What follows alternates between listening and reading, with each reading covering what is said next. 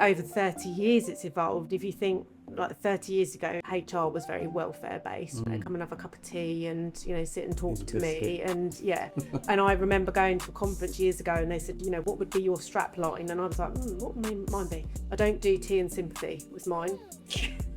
You know what? We've got a couple guys that still do tea and sympathy. Yeah, I can be empathetic, I can be compassionate when I need to be. I'm not going to sit there and gossip and do that, because that kind of was where welfare was. Welcome to In The Mixx, People and Talent, the podcast where we dive into stories, challenges and successes shaping the world of HR and talent. Each episode, we sit down with the people behind the company, HR leaders, talent experts and business innovators to uncover what really drives great teams and thriving workplaces. We have a tradition on the podcast. Okay. And what we do is we type all of our guest names into ChatGPT. Oh, and try and find out about us. And we ask for an overview of them. What did you find? Here we go. Sara Longley is a senior HR leader at SKF, serving as the People Experience Country Lead. With over a decade at SKF and a background spanning transformation, culture, talent strategy and inclusion, she focuses on aligning HR practices with evolving business goals. A chartered fellow of the CIPD, Sara brings deep experience in change management, leadership development and employee engagement, particularly within industrial and engineering environments. Her work reflects a strong commitment to building inclusive, forward-thinking people strategies. Oh, I sound fabulous. We said on the last one, didn't we? Should we frame it? Yeah. Frame that, Yeah. put that on the wall, turn it out. Pretty Job description. spot on. We missed anything, or has chat missed anything? I think it's probably missed the human element, because I'm more human. But it is AI, so it's not bad. Whenever I've Googled myself, I've never found anything. Yeah. I mean, we had to steer it a little bit. Yeah. Put in a little bit of information and then it just kind of come out with that. But I thought that was a good start. Yeah. So there we go. Well, welcome. It's great to have you. There is something missing actually. A new founded board member of In The Mixx. Yes, absolutely. Which we have soft launched, haven't we, so far? We are getting ready, building up to the hard launch. We've got our first event in September, which we're going to be a huge part of. Tell us a little bit around why you feel it's a good option for you and good opportunity to be part of In The Mixx and what you can bring to the table for our community. What can I bring to the table? Well, I think next year's 30 years experience in HR. So, yeah, I am that old. Wow. So I think, you touched on it there from ChatGPT, the different range of sectors I've worked in, the experiences that I've got. I think I am very human. I say it as it is. I don't sugarcoat things. So hopefully I can bring that aspect and, still have that professionalism as well. It's when we work in HR, we are people ultimately, and that's what we should portray as well. And we should be able to be empathetic, compassionate, and being on that board, we need somebody like that. I think, you can have your very techie people, academic people, and that's all great, but you do need that balance, and it's the real life I experience. can bring that balance. 100%. So, and not be frightened to take those difficult discussions and the things that people wouldn't want to talk about. I don't want to talk about anything.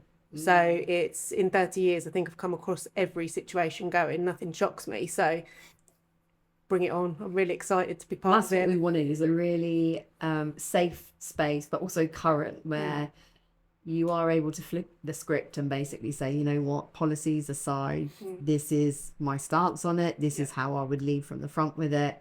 There's a brand that I follow, Innocent Brand. Okay, yeah. And they are just completely anything but by the book when it comes to HR and the way that they kind of channel their inner HR. And I just love it. And I sit back and I think that is like real, that is kind of it's like picking up a snow globe, isn't it? And giving it a good old shake and then being like, right, let's go. Well, I spent 8 years writing policy in the fire service, and, people think, oh, that must have been really boring. It took a lot. It could be tedious at times, but what I learned from it was actually how do you apply that to a person? How do you apply that to that organisation? It's all well and good having the legislation there, but that's not going to tell you how to deal with that person walking through the door. So it's great to be able to be pragmatic and, you know, adapt. We're definitely going to touch a little bit more on that when we talk a little bit about SKF in a little while, that manufacturing environment. I know that we've had some conversations, and when obviously we've been down to site, and like you said, the policy writing piece, but actually it's not always been able to go from A to Z in a straight row, is it? It's in a straight line. It's, you know, especially on the shop floor as such. You have to be able to adapt, and the great thing in HR is we always have that fail safe. I'm going to come back to you.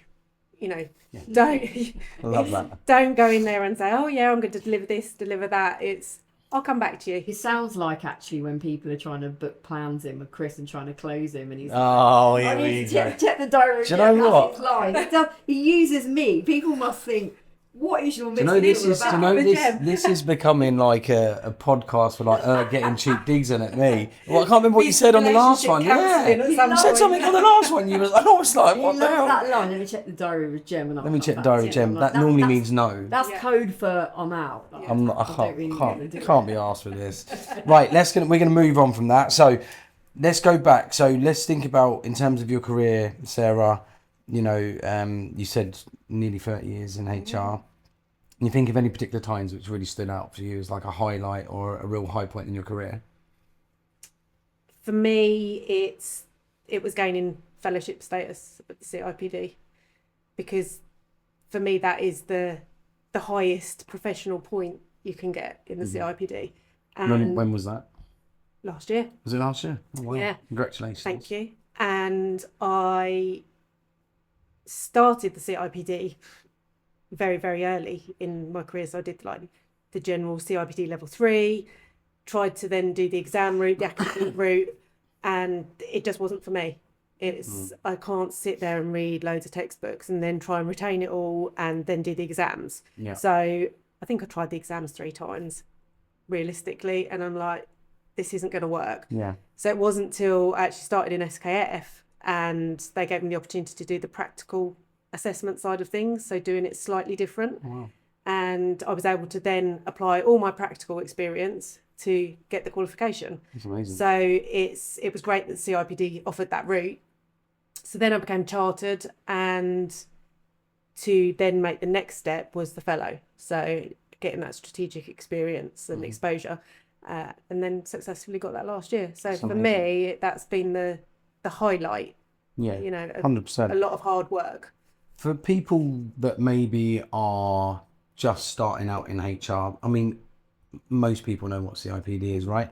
But for people that are maybe just starting out and really early in their HR career, tell us a little bit about what that CIPD looks like where can they start and where can it take you to? So just talk us through a little bit about the CIPD and what people can do. Yeah, so it, the CIPD obviously is our professional accreditation, and if you're looking for a career in HR, most recruiters will say, have you got CIPD? So it is a, you know, best practice stamp really, and it's something to aspire to.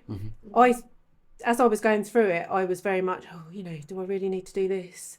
Yes, actually I do, because every interview I went through, it was like, this is essential. It's not even desirable. And when it refreshes your practices as well, your policies and absolutely, and it's somewhere to go to if you're not sure when you're doing that. Oh, I need to check that out. Go and look at the CIPD website. So, and as a recruiter now for a team in the UK, I put it on there, but I don't put CIPD level 7. I always say CIPD level 5 because. So tell us a little bit more on the level. So is it CIPD like an level, entry one? Yeah. So CIPD level 3 is your entry. Yeah. So that's more your sort of HR admin. Move into advisor level, then you'd get your CIPD level 5 because you need more hands-on experience of employee relations cases, managing that all the way through from start to finish. And then your level 7 is your more strategic and sort of head of function. Then you get your chartered and your fellow from that. And you've gone all the way up? I've gone all the way through. So love that. That's amazing. How long did it take you to do that? 30 years. So you started, you done the very first one? I did the very first one when I worked at a college. So that was one of the reasons I left my first job, because they wouldn't support that level of study. So I knew that that's where I wanted to go. So looked for an alternative role that would support that. So I did it at a college, and obviously it was funded through the college, and then just evolved from there, really. And I think some people who want to go through the exam route and can do the theory behind things, great. If that's the way you want to go, it's got to be personal choice.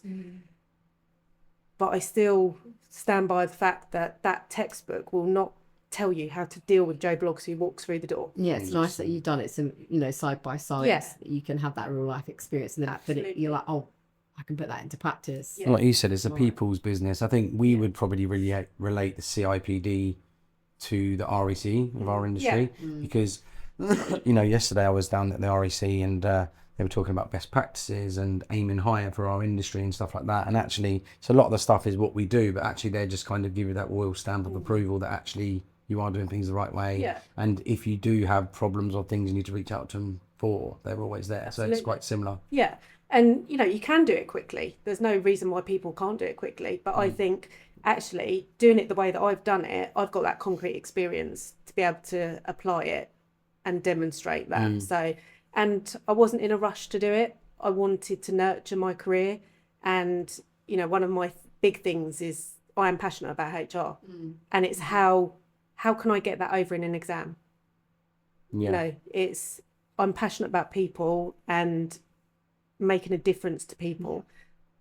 I can't do that in an exam. So yeah, it's taken me 30 years, but that's blood, sweat and tears and dedication. That And I think you've worked alongside it, and like you said, what's the point of going to try and do it all without having that hands-on experience? Absolutely. You've probably done it like on the journey as you go. So. And CIPD's got a wheel as well that you can aspire to. So you can take each parts of the wheel and specialise as well. So I'd say I'm an all-round generalist, but you can specialise in learning and development, organisational development, change management. But I can do the whole thing now. So I think that's some really good insights there for people that might be watching that are looking to, you know, find out a little bit more about CIPD and the you know, where it can take them. You've obviously worked most recently in manufacturing, but you've had a very multifaceted sector background. Tell us a little bit about some of the sectors you worked for, and what's been that main principle that you've taken from sector to sector that's never changed? The main principles, the people, the passion. And one of the questions I got asked when I joined SKF was, how can I adapt to the private sector from the public sector? And it was straightforward. It's transferable skill. People are people. Whatever sector you're in, you just have to adapt your approach to fit that sector. And that's what I've done all the way through. I loved the fire service. Absolutely loved the fire service. Is that where you was before SKF? No, so fire service was 2005. So did 8 years there. Wow. Policy writing and general HR.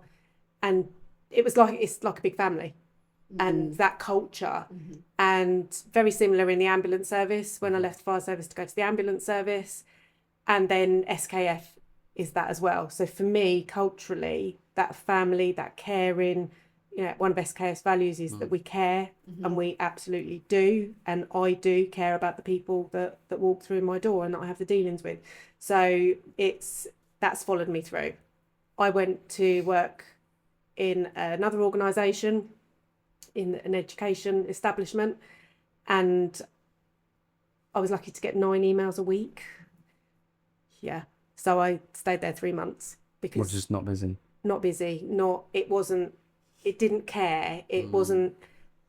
It didn't fit my morals and ethics and values, and I just actually I'm sitting twiddling my thumbs. I spent more time going to the toilet every day, you know, to kill the time than actually deal with people. Yeah. So that was a quick move. I'm just thinking while you're talking about when we met last week at a site that's quite far away, and walked in and you were like, I'm just gonna go and grab some lunch. I've been running around all day. It was like 1 o'clock, and then we went in with a couple of managers, and then you joined the management, and then you went off somewhere else, and you was like out and about, weren't you? But also, I guess, seeing you communicate with them managers as well, you've got a real way of I would say a real way of like building rapport because they like you, but actually don't take no shit either. No. And I think they actually, the guys that I met with, I think they like it, but they definitely needed it. Yeah, and it's about understanding your audience as well. Yeah, it's getting the buy-in, isn't it? absolutely. And no two people are ever the same. No. So you have one manager over here that's completely different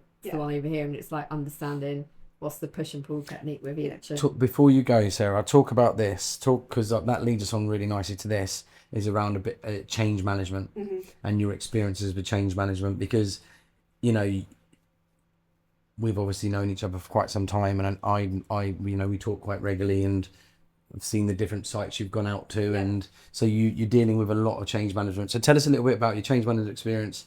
How have you found it? What do you love it? What have you been doing? Tell us a bit. But SKF changes all the time. I've never known an organisation change as much as they do.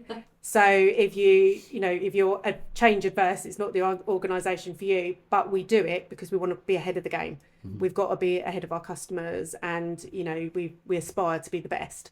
So within that comes people and the change. So I would say at the minute, bigger than the change in the wider SKF is the change that I'm trying to make to that particular site. So, and to nurture them into my way of doing things. And, you know, I use the phrase drilling. I drill them into the Sarah way of doing things. It's, you know, if we do it right, if we do it this way, if I can get you on board and support you, this will make your life so much easier. And to adapt to their needs as well. And, you know, I said about understanding your audience and a career in HR, when, you know, you put a job description or an advert out about communicating at the right levels or communicating at all levels, that's huge. Because you saw me with those guys, they'd never met me. They'd seen me on email, they met me in person, and it was, you know, we got things done. So, and I will deliver on what I say I'm going to deliver on. And I get feedback, you know, that you're fast, you're efficient. Yeah, because people need that support. They can't be sitting waiting. It's a fast-paced manufacturing environment. I'm not going to sit there and twiddle my thumbs. A, I'll be bored. B, you're not going to get delivery on what you need, and then the business is not going to be supported. So change management is part and parcel of HR. So you like being in the thick of it, though, don't you? I can tell. Yeah. I don't think I've known an organisation like it of our entire customer base over the last 7 years. I'd say SKF are up there. Yeah, there's been a lot of change, hasn't there? Obviously, so going back to the site that we were discussing, so tell us a little bit about how you've, obviously I appreciate it's still fairly new, right? Since you've not fully got your teeth stuck into it, but do you go in kind of eyes wide open, you know what's going on, or do you go in there kind of eyes closed and just kind of learn it all, or see it for yourself? What's your kind of approach? Like? I immerse myself. So that's the work. I don't feel like I can do a really good job unless I know that business. I can't support that management team unless I know it.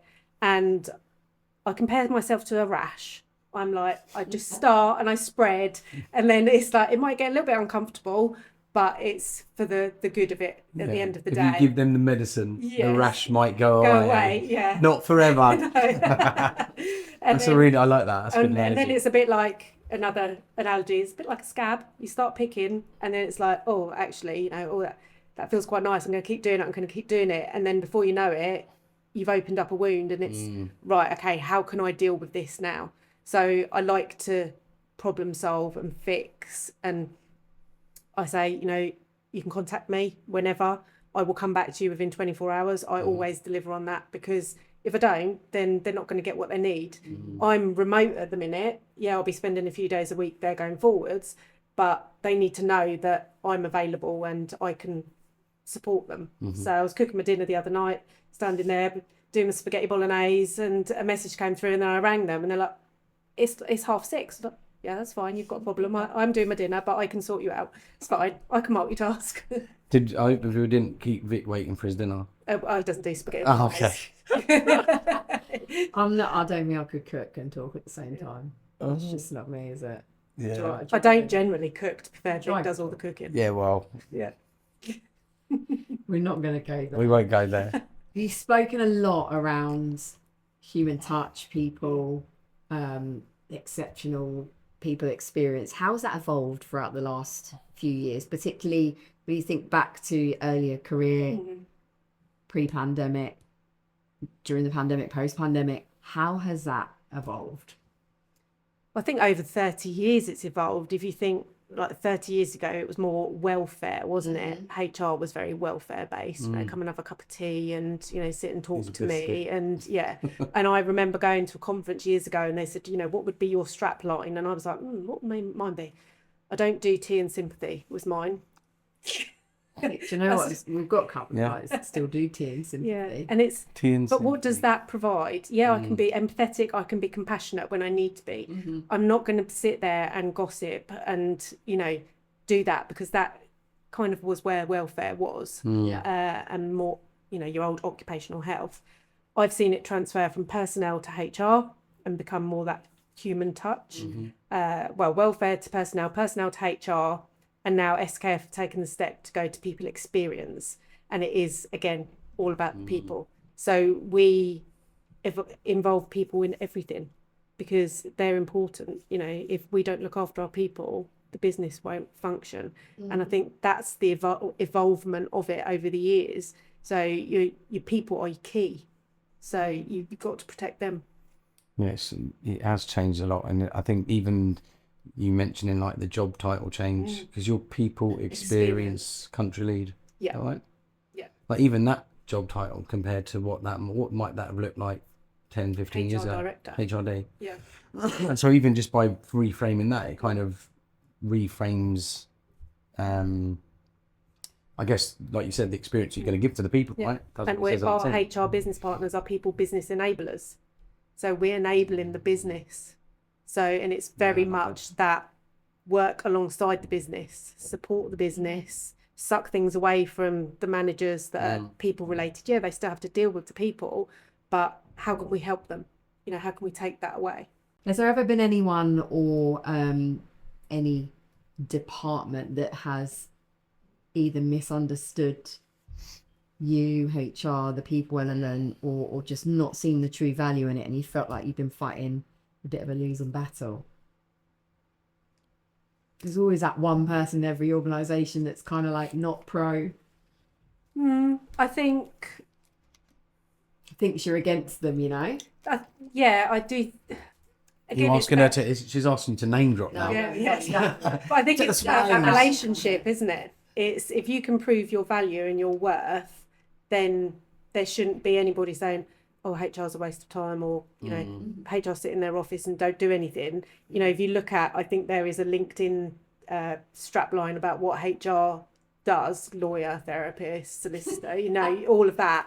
And it's like, yeah, absolutely. In one day, we can be all of that. Brilliant. And, you know, if you don't think that, come and do a day in my shoes. Because, like, you've seen it, you know, don't eat till 1:30. You run around like a headless chicken. But I wouldn't have it any other way. It's like it made me feel normal.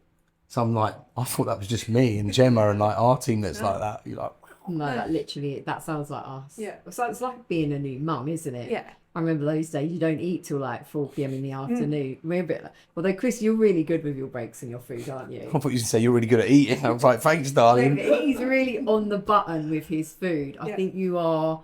You can't function if you're hungry, can you? Yeah, no. I'll go and I'll be that point of delusion, sitting at my desk with square eyes, grumbly tummy, and I'll be running up the door to school run like, oh my God, is it actually that time? Have I not eaten today? One of my previous bosses actually used to come in at around breakfast time and I'd have my porridge on the desk and he'd be like, I'll come back, I'll talk to you when you've eaten. It's like, because he knew I needed to eat. We eat in meetings, don't we, all the time? It is bad. It is bad, but if you've got to eat, you've got to eat. Yeah. It's a bit like that. We had the accountant in on Tuesday, and like it was 2:00 and I hadn't had lunch, and like I'm like a 12:30 lunch break guy, aren't I? Normally, I was like, I'm really sorry, but I'm just gonna heat my plate up and bring it in. He was like, oh, don't worry. I was like, thank God. But I think it's as well, when like you talk about your career, it's that when you're younger in your career, you go to meetings, you don't eat, you don't get up and go to the toilet, things like that. At what point does it then you become a grown up and think, actually, I can go and have a wee? You know, I can actually leave this room and not have to ask permission, and I can eat and, you know, check my emails and things like that. I used to look at that and think, oh, that person's being really rude, but actually, no, they're managing their time, because if they're not contributing to that meeting, actually, they 100%. can. I'm working with an office full of women. They all regularly go to the toilet, like during meetings. I've noticed that. Do they? Yeah. Just get up and go. You do it. Oh yeah, I do. Deb does it. Yeah. The team does Especially it. Breathe though. Yeah. I go about 50 times a day. But I do think it's a generational thing. You know, if you talk about our generation and then the younger generation, and you make those comparisons. I heard this from somebody, is it Generation X is the new one? Is it, that they're us without filters. You know, they haven't got the filters. Yeah. So they say what we think, but we don't want to say it. They just do it. Loud, yeah. You know, I wouldn't. In my younger self would never have left a meeting to go to the toilet. I'd be sitting there busting. And now my older self's like, oh yeah, no, I can do that. Chris actually walked out of a podcast, the first podcast we ever filmed as guests, didn't you? Oh my God, yeah, we did. Halfway through the podcast. we I'm so sorry. But he did give us. We had like 2-3 ciders. Running as well. Like 2-3 pints of cider, and I was sat there and I was like, wow, I'm really sorry. Mm-hmm. You just got up on and out. I'm really sorry I need to go to the toilet. I think it's all very British as well, isn't it? You know, we're very polite, and you know, you can't, you know, upset the apple cart. It was like, I need to. When you gotta go, you gotta go. And also cutting a meeting short as well. That's. Yeah. I think you get that as you evolve in your career. I don't know if you saw Elon Musk put an email out to all of his staff around meetings. No. I wish I had it to hand so I could show you some of the things. I mean, it was ruthless, and I think he's probably took it to the extent too far. But actually, most of what he was saying was like, basically saying, if you're not bringing anything to the meeting, leave it. Yeah. And there was a load of others I can't remember off the top of my head, but I thought that's a bit extreme. Actually, it does kind of make sense. So. One thing we are pretty bang on here is like the timings. If we're meeting is 11 till 12, you're going to say, oh, you didn't kick the podcast off on time. Why are you chatting crap with him? But in the main, Chris is all really good at this actually. If we say we're starting at 11, we're finishing at 12, let's get on. Yeah. Because then after that, we've got our next meeting. But recruiters in the main, they just waffle on and drag it on and don't put closure on the meeting, do they? I think timekeeping is important. It is. I think, 100%. You know, for me... It's the basics, isn't it? You know, I don't like being late. I'll always be working at 6 o'clock in the morning. I'd like to be into the office early.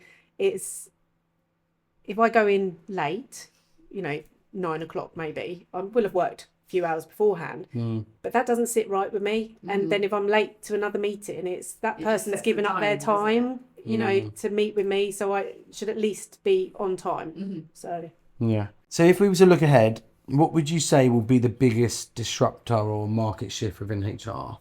Is there anything that you've come across or anything you think that could disrupt or shift the market and the landscape of HR? AI. Massively. Yeah. I went to a breakfast seminar a few months ago now, and that was the topic. But 3 years ago, I'd been to the same company's breakfast seminar, and AI was just being talked about and introduced. And I was the one sitting there going, oh, robots are going to take over the world and it's going to be horrendous and people are going to be without jobs, and really anti it. I love it. And just lean into it. Absolutely embrace it. No, it's not going to take away my job. It's going to complement my job. And what might have taken me 30 minutes, an hour, takes AI seconds. So why would we not use it? Yeah. My only concern about it, I think, and this is where it's going to have the impact, is where somebody like me started their career as personnel administrator, learning by taking notes, spell checking, accuracy, filing, knowing your alphabet, those fundamental skills to stop you getting to a tribunal at the end of the day. Yep. Where's that going to go? That's going to go into that AI, because we're already starting to use note takers with Copilot, Otter, things like that. It's that person wanting to start out in their career is going to miss that, I think. Yeah, It's a big shift, the foundations to kind of set you up.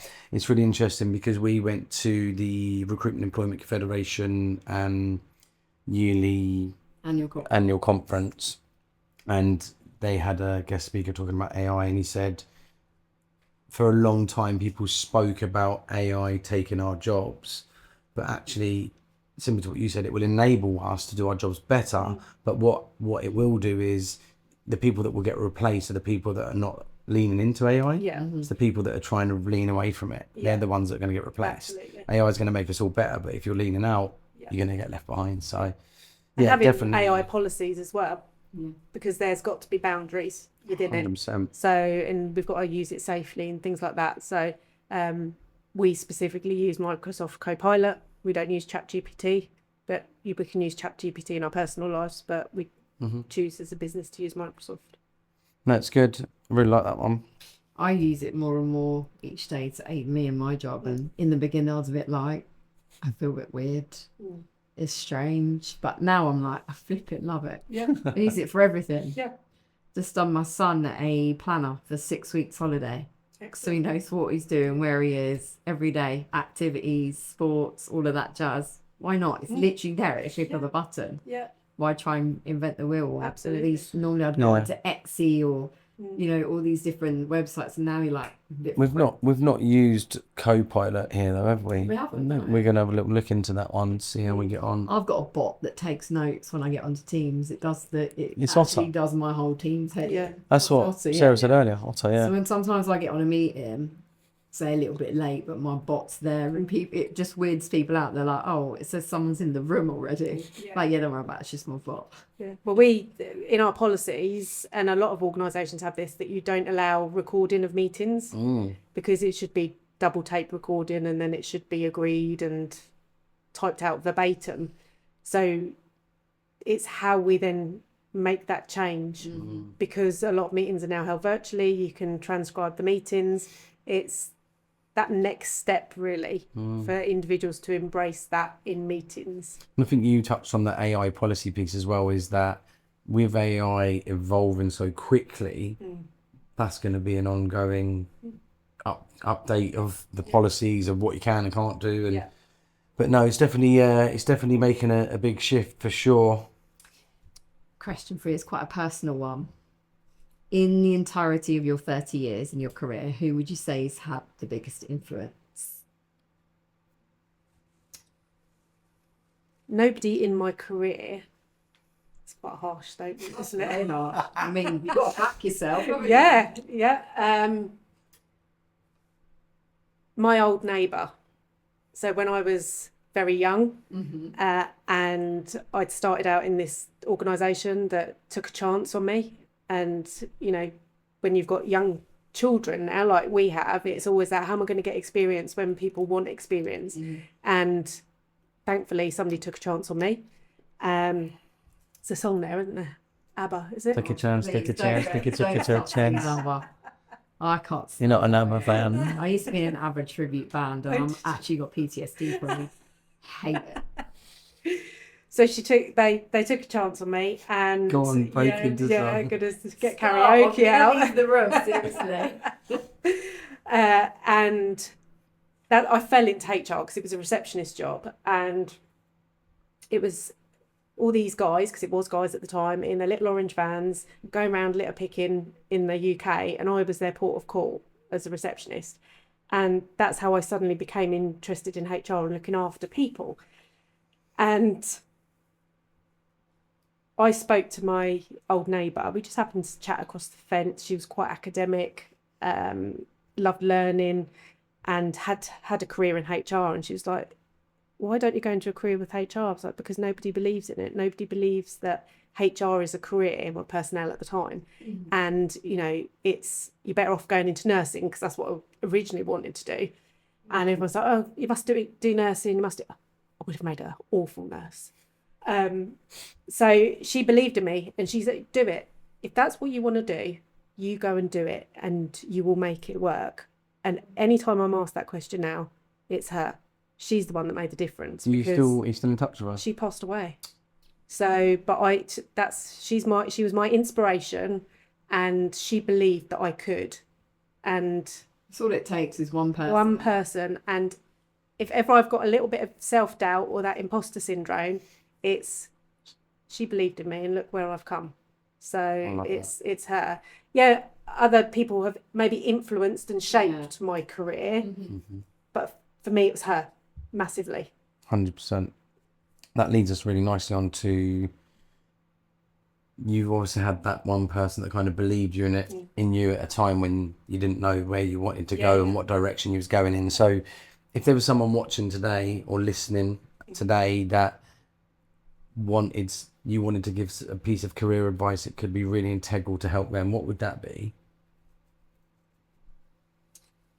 Two things. One thing I always say, and if anyone who knows me watches this back, especially any of my managers, get your ducks in a row.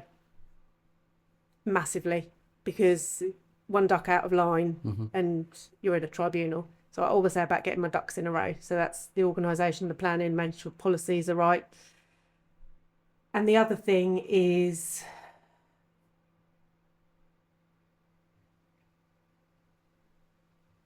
make decisions that you can stand by and you can go to bed at night knowing that you've done the best by yourself, by the business, and by that person.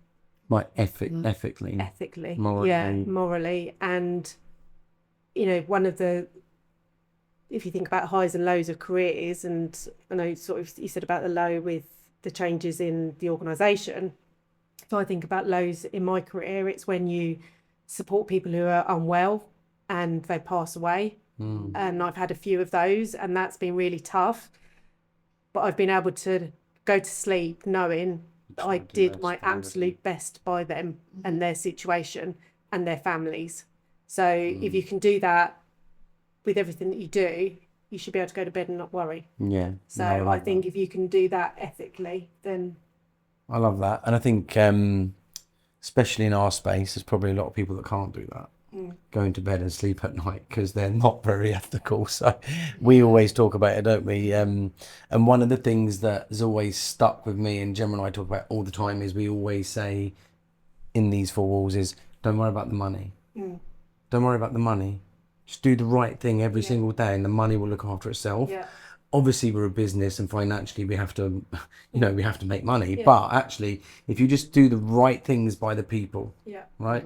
And I know you're not in recruitment directly, but it's simple, isn't it? Yeah. If you do the right things with the right people every single day, it's like that knock-on effect, isn't it? So I love that. From an employer standpoint, when you really, really show true to your culture is when the chips are down, is how you behave towards that employee. Absolutely. Because when it's high-flying and the chips are up, anyone can be a great employer. But it's giving them that emotional support. And sometimes that is one of the hardest things to do, isn't it? Because there's no one size fits all for that.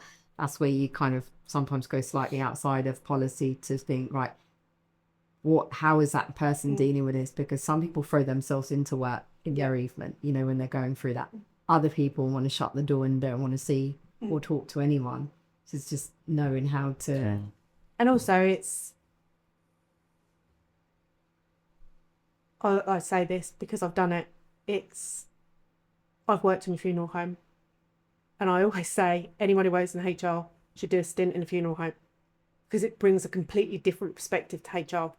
I wasn't in HR, I was just a receptionist. It's a receptionist that does everything. And a bit, like I said earlier, my ethic there was get under the skin, be a rash, find out everything. And I knew everything that went on there. And that experience helps you empathise with people who are then bereaved. And for a while, I was always the one, roll Sarah out because she knows how to deal with, families. And it's like, actually, I'm just being a human being. So but I think you're using your skills differently. So your HR skills. We're to close out with final question. If you could change one thing in the people and sort of HR space, what would that be?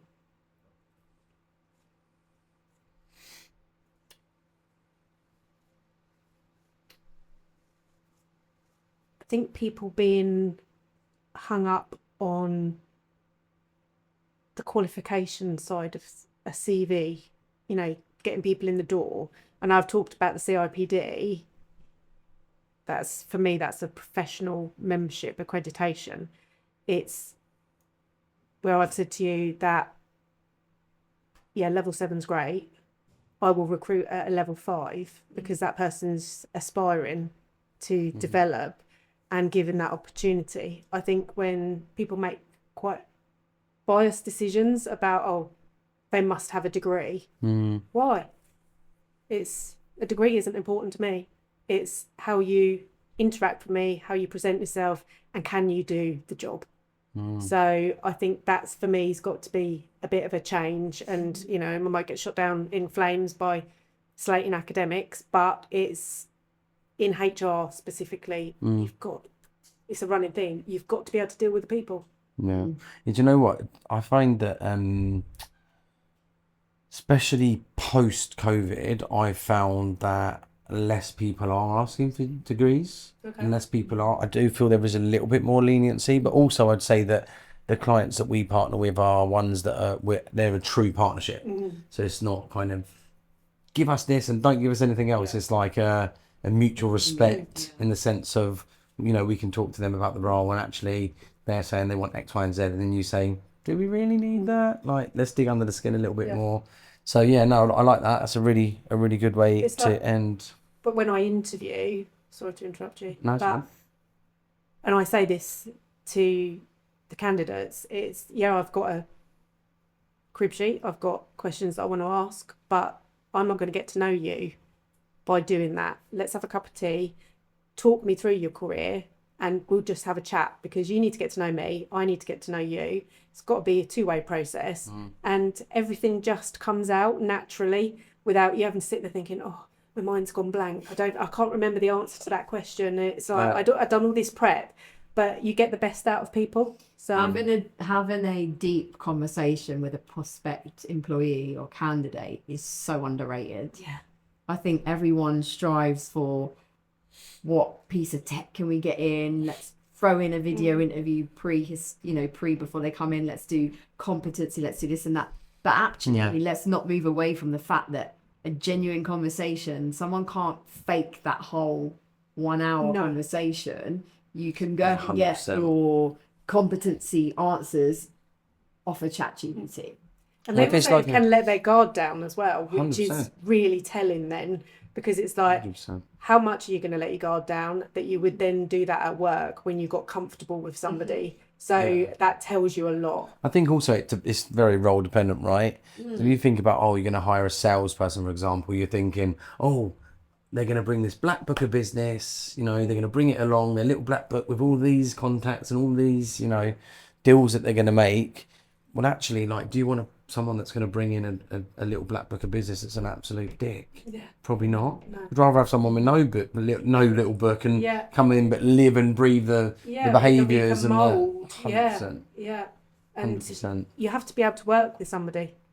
Oh, yeah. Regardless, it's, you know, I'm recruiting a new team, and I have to be able to work with you. I need to have that trust that you're going to do what you say you're going to do, and that then takes a workload off of me. But also, we're a team then, and it's, you know, I've had the feedback that I'm very transparent, I'm candid. That is exactly how I am. I can confirm. I do what I say on the tin. It's, you know, I can have great conversations with the highest of directors, and, you know, then the cleaner, it's me. I'm no different. So and having that type of an interview, you get to see that. And if you can't work with me, that's fine. 100%. Won't take it personally. It's not meant to be, right? No. Yeah. I think that's a really good way to end. So thank you for coming and joining us today. Yeah, been great. If the people are still listening at home or in the car, please like, subscribe, and before we finish, where can people find you online, connect with you, communicate with you, apart from at In The Mixx events? Well, you found me on ChatGPT. Yeah. We're gonna get you that. We're gonna frame it. I'm on LinkedIn, I'm on Instagram, I'm on Facebook. So yeah, if anyone wants to have a chat, then I'm open to that. And they'll also get to see you at some of our events face to face. Now you're spearheading the charge. Absolutely, yeah. Good stuff. Good to talk to you, Sarah. Thank you. Thank you very much.